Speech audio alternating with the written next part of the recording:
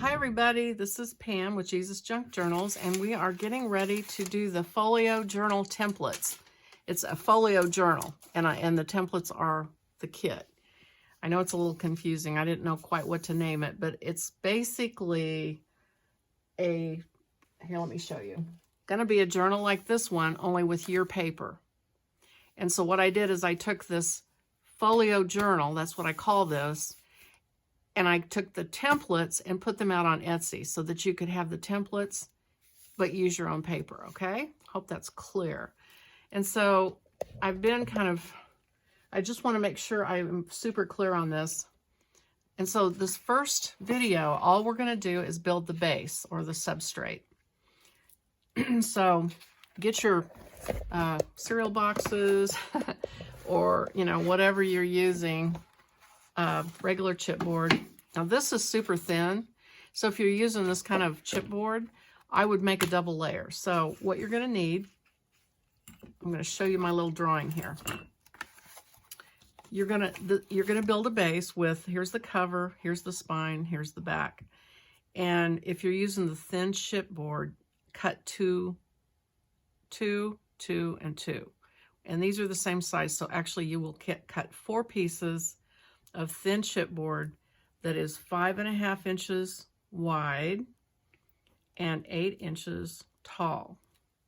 Okay, 4 of those. And then you'll cut 2 pieces for the spine that are 2 inches by 8 inches. Okay, so I am going to do that right now. I cut the edge off. I just used the fold. I didn't use a ruler. And I marked off, 5 inches or 5.5 inches, sorry. 5.5 inches from the edge. And then 8 inches this way. And so that will be my first piece. These cereal boxes, unfortunately, you have a lot of waste, I guess. I mean, you can use it for other things. Now, this side here, ew, it's just 2 inches. So I'm going to use it. I'm going to use that for my 2-inch piece, I think. I don't know. Cereal boxes are standard sizes, so I don't know if that's what you're using, but if you happen to be using the exact same size cereal box, hopefully you can do that too. So that's good. That will give me, and then over here I'll have those pieces, and then I'll need a whole other set. Actually, no, I won't. That'll give me 2 pieces for the spine. So I'll just need then 2 more of the big pieces. Hope that's not confusing. Okay. And I'm just going to cut them with scissors. I mean, you could use a box cutter or whatever you want to use.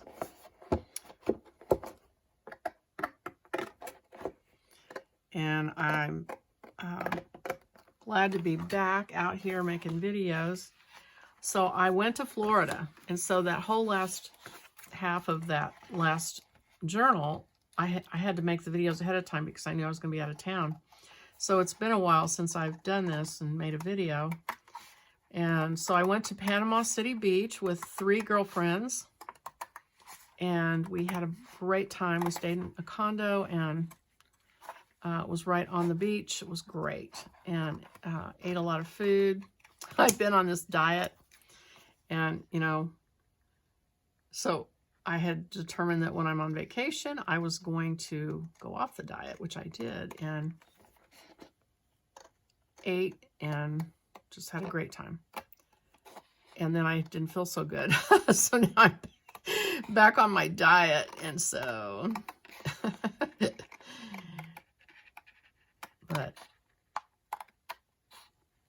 as a lifelong dieter, I know that it's going to, I don't think I'm ever going to just completely fix me, the way I eat. So I decided that that's my way of working around it. I'm going to go on diets, and then I'm going to go off diets, eat what I want, then I'm going to go back on diets.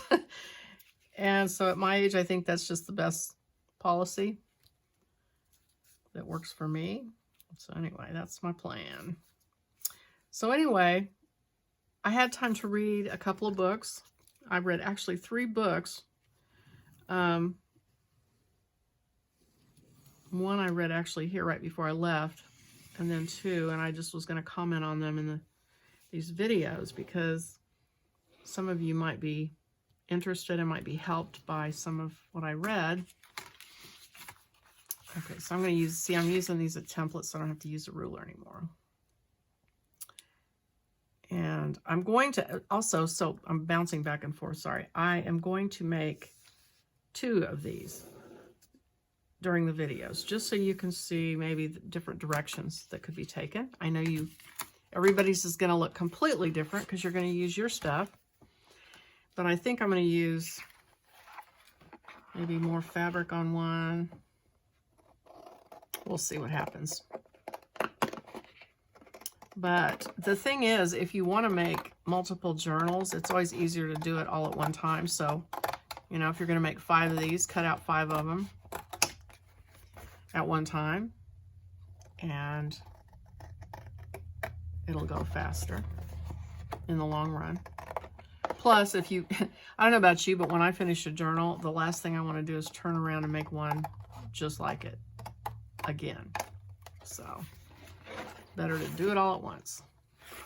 Okay, so one of the books that I read that I was going to talk about was Mike Lindell. I think I did talk about this a little bit because I was reading it at home, actually. So I can't remember now what I told you, but he has, you know, he's a recovering crack addict, gambler, drinker, smoker, everything you can think of.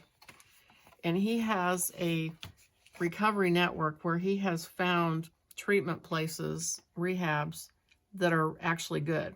Because he went to some rehabs and he said a lot of the rehabs don't work, they're not good, and the way they treat people isn't helpful. And so he is trying to head up, kind of making that his life's work, a network of those kind of places that are good, that work and help people. So if you have any loved ones who need to go to rehab, you might check out the Mike Lindell Recovery Network. And go from there. I haven't looked it up or anything, but he talked about it in the book. And he also goes through in detail. It's a great book, by the way. And I just kind of got it free. It came with my order. I didn't expect it. And it really sat around for a while because a lot of times, you know, everybody writes books. And a lot of them are almost unreadable. They're so poorly written. But his was actually very good, I thought. And I'm going to save this.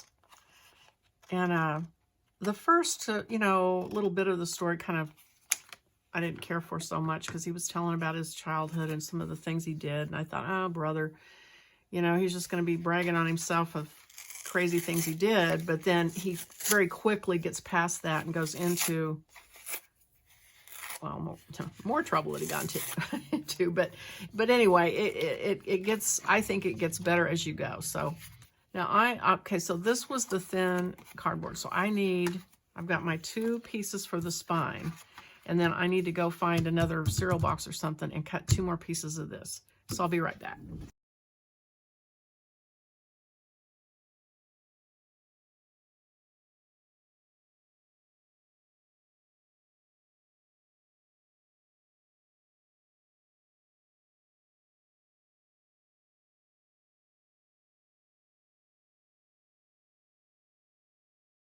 If you have chipboard, some people have bought chipboard on Amazon or whatever, and it's sturdy, it's thick, and so I don't know if you can see the difference in thickness, but you could, if you use that, you just need 1 thickness, so you just need 3 pieces. And let's see, the sizes of this is what I have. They come in different sizes, but this is 8.5 by 11, I guess. Yeah, 8.5 by 11. So, and I had some scraps. I'm going to see if I can get my spine cut from that. Yeah. Okay, so I'm going to also cut my second journal out of this kind of cardboard, just to be different, just to show you all the ways you can do this. I don't think I can get 2. Or can I? Ooh. Actually, I can. Okay, well that makes sense because they're 5 they're 5.5 Okay, so let me show you something that happens. At least it happens to me. I'm assuming it happens to everyone. But, you know, even when you use a ruler, and then you cut it with scissors and so on and so forth, it can actually get just a hair bigger on one direction or the other. And so, like I cut it on that fold, but see how it's just a little bit over. Well, then when you take this and you trace around it, it's just a hair bigger when you do that. Every time you cut it and do that, it kind of changes the size. And so it will still work, but if you have printouts that are 8.5 by 11 and your cardboard somehow got just a little bit bigger, you are going to have these edges, which is why we're going to cover this when we're all done sticking these panels together. We're going to cover it with, see on this end, it's exactly 8. So I'm going to trim this one down, and then I'm going to check the other measurement. But even when you measure everything out with a ruler and so on and so forth, it's going to be just a little bit off, probably in every direction, which is fine. I just want to let you know what's going on if you just had something happen like what I had happen, where it's not fitting. You know, it's 5.5 inches wide, supposedly, and so it should fit on this cardboard. But by the time I used it as a template, it grew slightly. So I'm going to trim this one.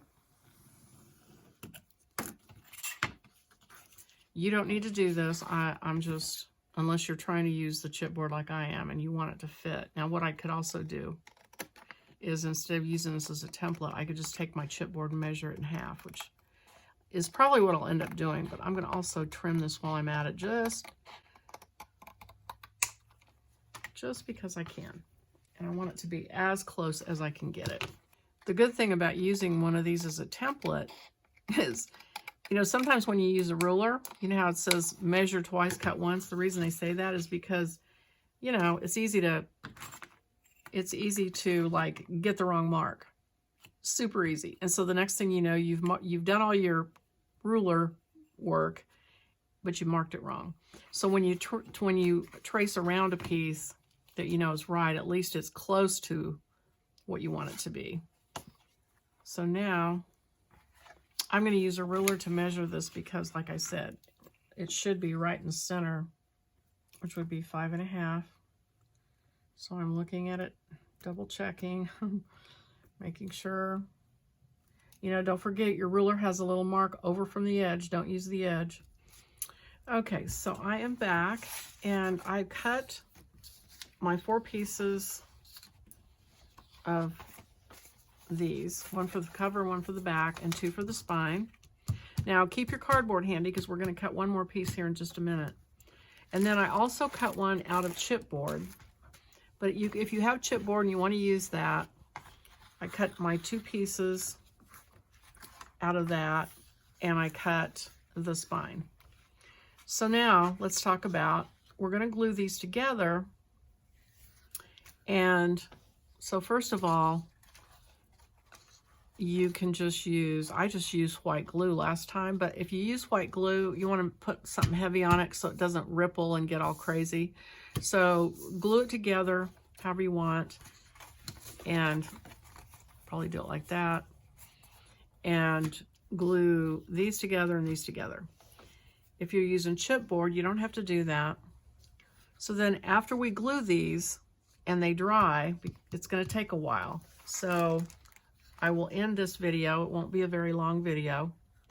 And then we will come back. 8. Okay.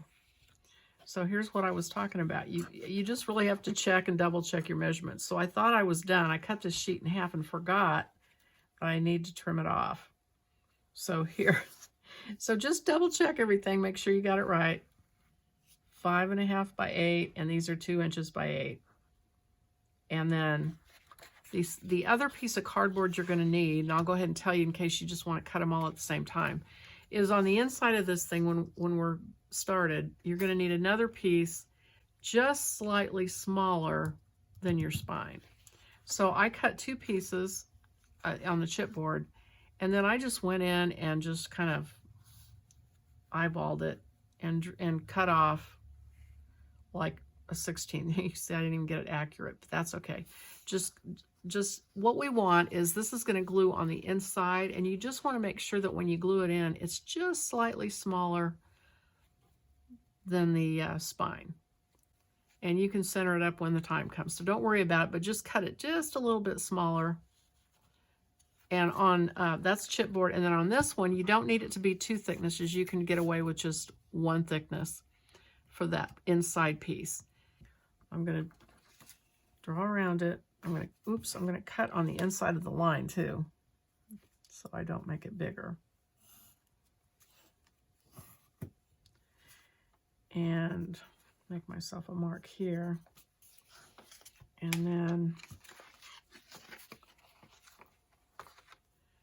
so like here, if I line those marks up, it would be exactly the same size. I'm going to go ahead and make a mark, and then I'm going to use that as a guide to just kind of go a little bit inside. Not like that much. And that's my cut line. Okay? And cut that out, and then that will be it for the cardboard for now.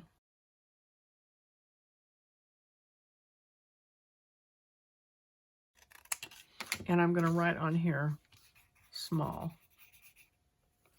so I don't get them confused.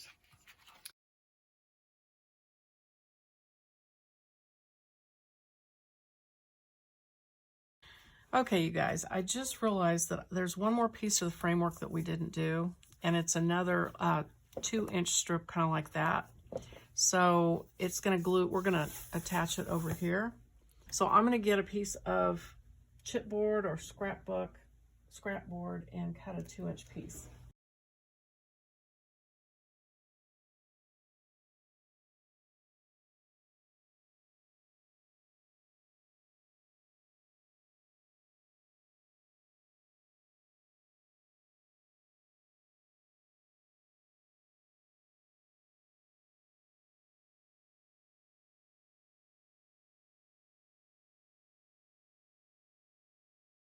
I'm going to stop the video because a lot of you are going to do this chipboard with the cereal boxes or whatever, and you're going to need it to dry. I wanted to hurry up and get a video out here because a lot of you are wanting to start. And so that's going to be the first step, because then you have to wait for it to dry. So let's glue our chipboard together, and then I'll come back on the next video and we will put it together. So thanks for watching, and I will see you next time. Bye-bye.